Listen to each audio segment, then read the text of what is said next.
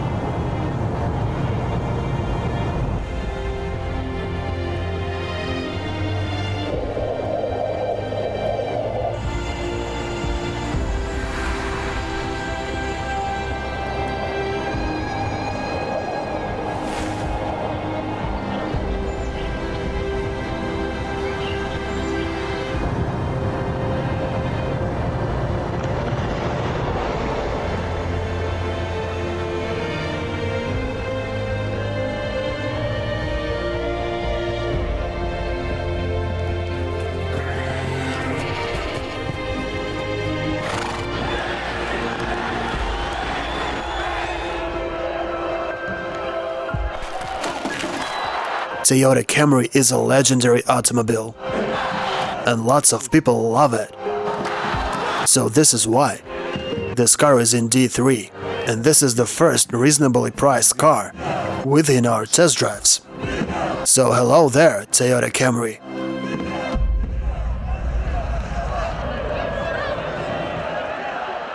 It's the first time I'm sitting behind the wheel of this automobile, and I'm really surprised. And that's because I saw a windshield HUD in a Toyota Camry. And also I saw this 3.5-liter engine and I thought that this car must be able to get going.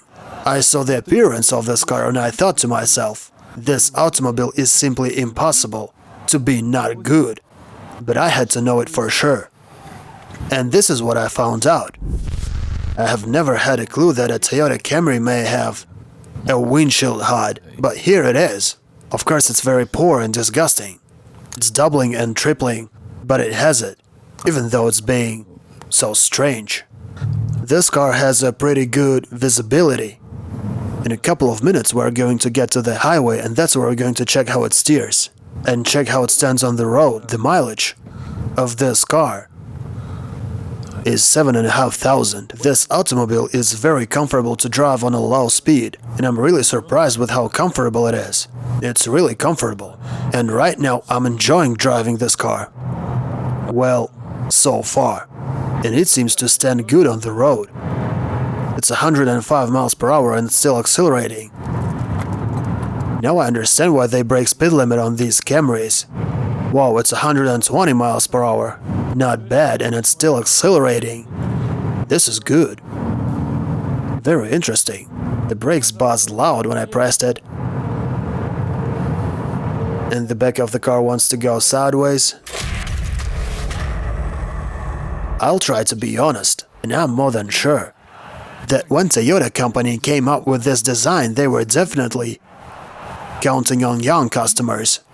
Because The design of this car looks stylish and sporty. And since you designed this car to be bought by youth, so there's no wonder that these cars are mostly driven by young fellas. Sometimes they're sane, sometimes they're not. In Russia and in Moscow, these cars are mostly driven by government officials. But I can speak only for myself, and this car surprised me. And I'm about to share my opinion with you. What you guys from Toyota have been thinking when you designed this automobile? I don't understand how could you do it like this. We didn't wash it under the hood on purpose. This is almost a new car and look how much dirt and dust gets under the hood. I would like to grab the guys who developed this car and wipe it all with their faces. Right into the shit everyone who constructed this part of the car. Because what the hell is this? Just take a look at these gaps. Is it some new super technology? I can stuck my finger here and all the dust gets through it. Or at least you could make some dust protection from below. Just look how much dirt it has over here. Or you think this car can survive everything including water and flame? No, it will not. The bumper almost fell off. And when I look at this design, I kind of like it, because it's actually quite pretty and it looks nice. This car is nice for a taxi comfort plus. I don't mind to sit in this car if this is a taxi. In such occasion, that's okay, I don't mind it. But buying this bucket with balls for 34,000, are you kidding me? Never. No way, let's go. Okay, this car is able to do 125 miles per hour, and it can do even more. And this transmission, by the way, do you hear this sound? The brakes got overheated at once. All the expendable parts of this car are actually quite cheap, and they simply don't seem to be working. And we have only 3 people inside, and what if we had 4 people inside and a full trunk of stuff? Our trunk is empty. I have to say that these brakes are able to stop the car from 125 miles per hour only once. And if you have 4 people inside and a full trunk, you are going to face lots of problems before this car fully stops. The wheel hits my hands, the pedal starts jumping, and these brakes are extremely not enough. These brakes will work only for those who likes to drive at 60 miles per hour, always.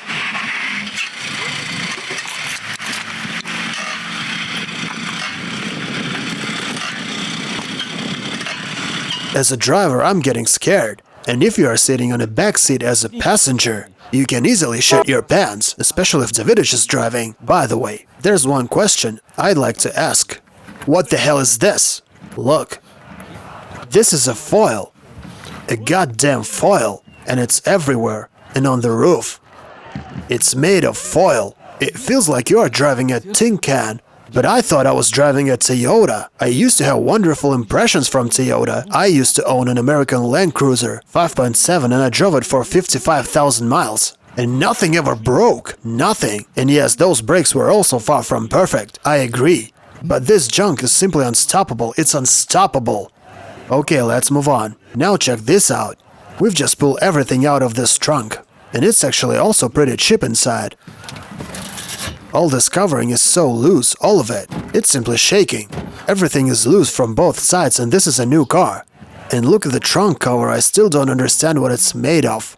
What is it made of? I can bend it with my bare hands. This is a foil. Listen to the sound. What kind of a car is this?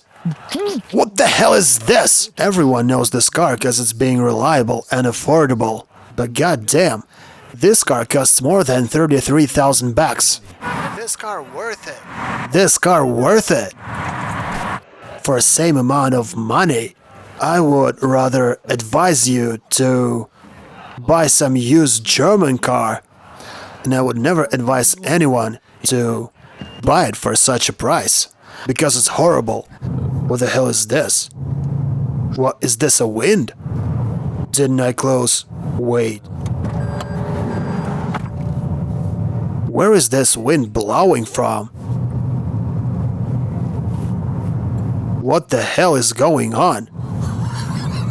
Do you also feel it? I don't know where this wind's coming from, but I'm already cold. At 70 miles per hour, the wind is blowing from every gap.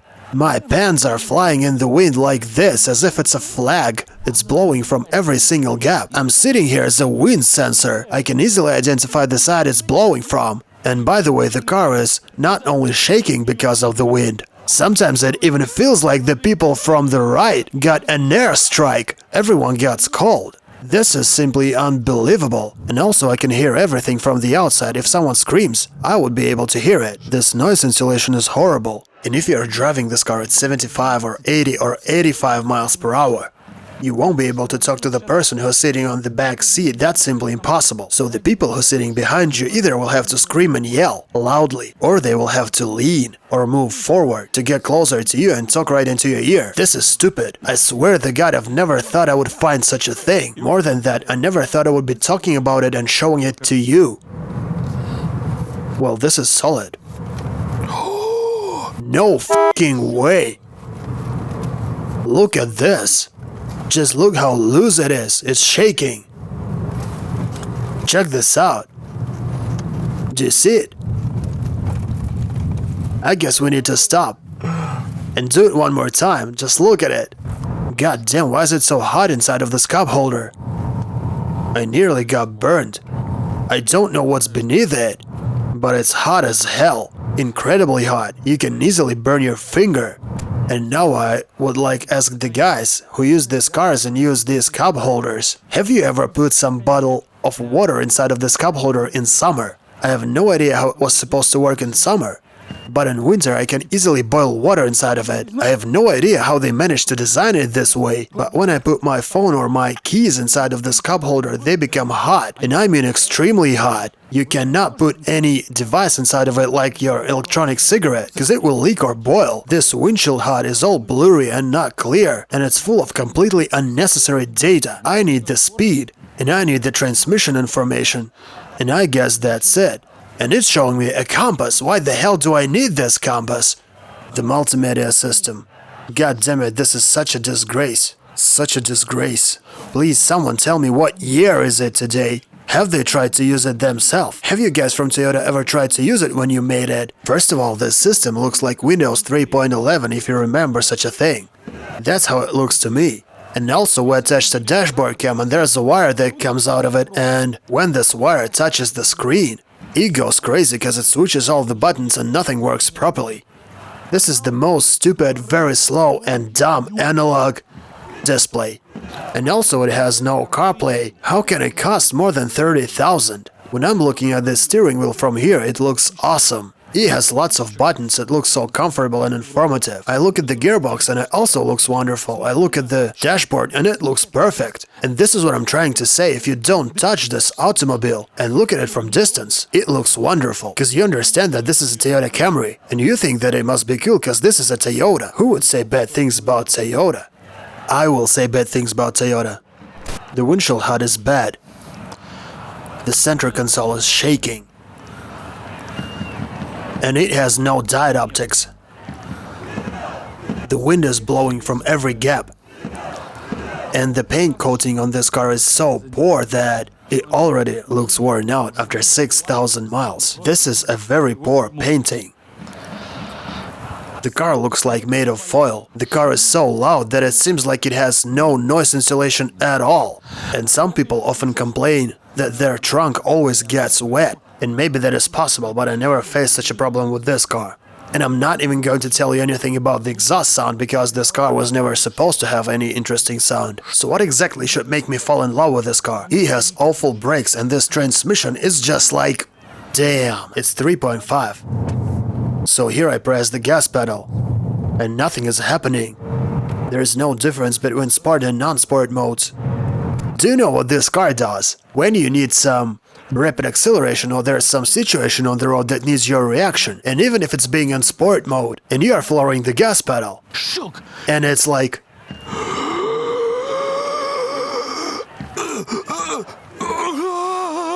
I have to run! God damn it! I can't believe this is possible. Guys, this is a 3.5-liter engine. It's supposed to be able to do at least something. And this transmission must think much faster. At least a little bit faster. This is a Toyota. Why German cars think fast and your car doesn't? You were supposed to test this car before release, weren't you? This car doesn't seem to be safe enough to me. At least I don't feel comfortable. I don't feel myself safe inside of this automobile.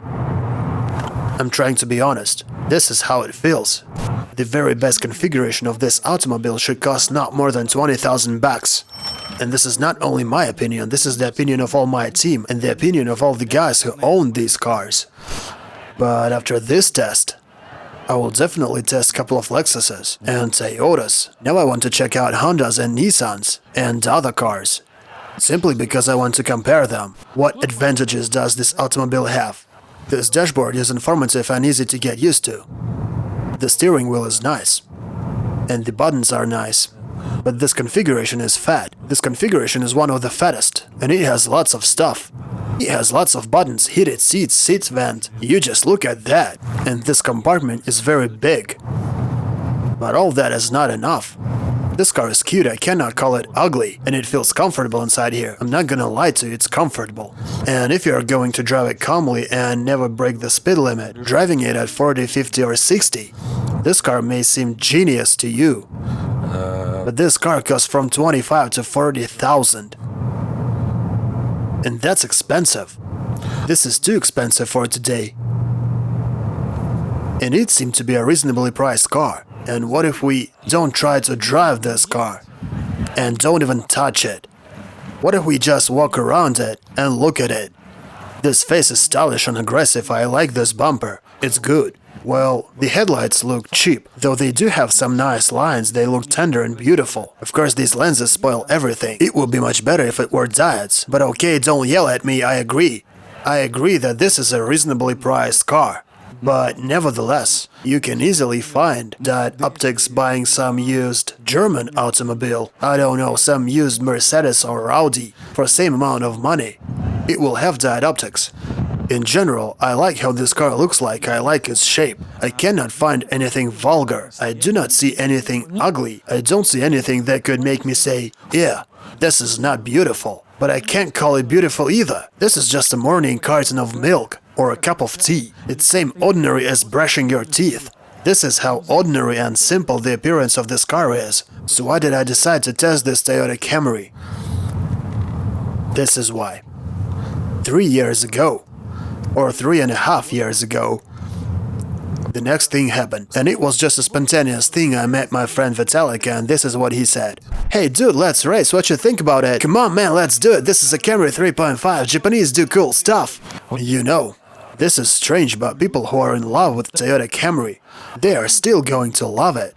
They will love it no matter what. And no matter what, it will have lots of sales. And before this test, I even thought about buying such a car for my personal driver, who works as a delivery man. But now, after the test drive, I'm not buying this car. No way. I will never buy this car.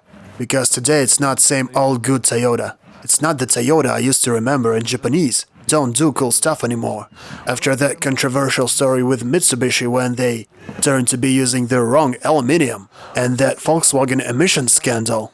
Do you remember that Dieselgate case? And by the way, we talked about this case 3 years before it even took place. So after all these stories, and after I have driven this automobile, I understand they play these games by their own rules. All these car brands play this game by their own rules, and we cannot influence it.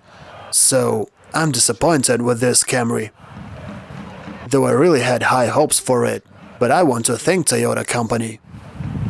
And also I want to thank this Toyota Camry, because the idea about shooting this automobile made us come to this beautiful part of the world and finally visit beautiful Dagestan and meet its beautiful people. And you will see more of it if you check out the video blog called The End. I'm still trying to figure out whether I missed something. Maybe I'm missing the point about this car. Maybe the problem is in me and this car is not for me and some guy. He simply dreams about this automobile and I'm such a bastard who's trying to destroy his dream. But anyway, I'd better advise this guy, listen man, and please listen carefully. Just take a good ride before buying this car and you will understand that for such money, you can buy yourself lots of other wonderful cars. Take your time before making a choice and stop considering this Toyota so infallible and innocent, cause it's not. The times have changed. By the way, I met my old friend. I know him for ages, and that's what he said. Dagestan is safe, we're gonna let our girls go for a walk. What's going on? Hey Eric, what's up? Do you remember me? Listen, man, it's been 5 years already. Japanese don't do cool stuff anymore. Now it's Germans who do cool stuff. See you later, bro. You don't have to trust the bald guy, but you should trust me.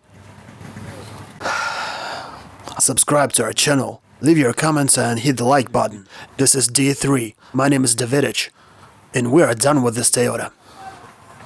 I don't mind if you like it, but it's not for me. See you later.